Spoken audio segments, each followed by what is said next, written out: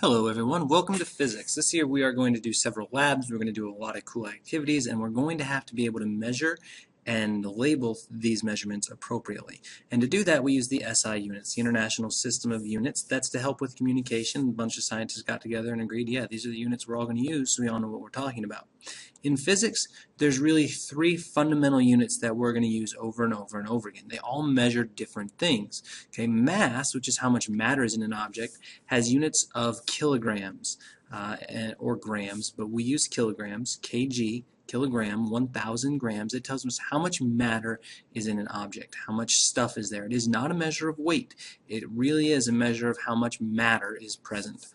The unit that we use to measure length or distance is the meter. It's a little over 3 feet long. Okay, so the distance between two objects is measured in meters, and then I guess I should write that out. Meters abbreviated to lowercase m, kilograms, kg.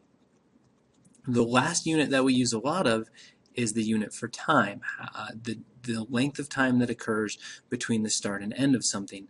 And usually we're interested in a delta t, not an absolute time. Like it takes 10 seconds to go 100 meters, or it takes 3 hours to drive to Lincoln, or whatever it is. We're interested in how much time it takes to do something, and we measure that in seconds. These are the SI base units. So everything we do, a lot of times we're going to go to base units. We're going to have kilograms, measures mass, meters, measures distance, and seconds measure time. Now that's not to say we can't use centimeters or millimeters or kilometers, and we can't use grams or kilograms or micrograms, or we can't use hours and days, but these are the base units.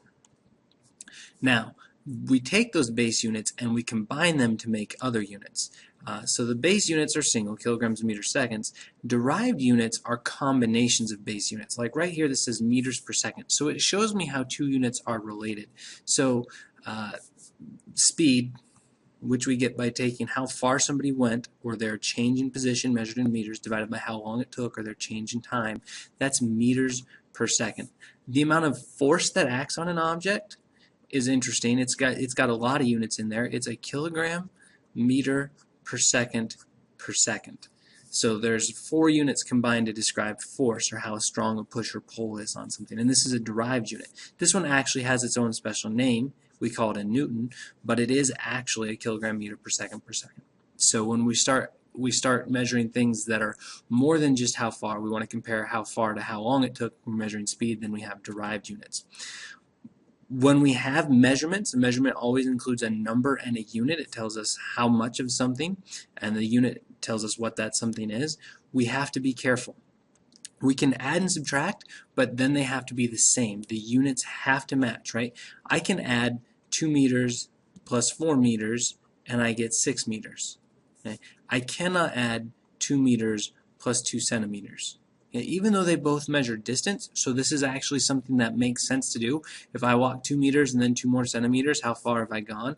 Well, I've gone 2 meters plus 0.02 meters, and now I can say this is 2.02 meters.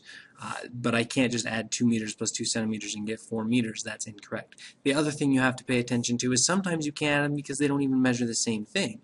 If I say 15 seconds plus 4 meters, that doesn't mean anything. Okay, that's nonsensical. However, when we have multiplication and division, the units do not need to match. You just treat the units like they're algebraic quantities. So if I take 15 meters divided by 3 seconds, then I end up with 5 meters per second. And I keep track of those units, and that tells me how far per second. That's a unit rate.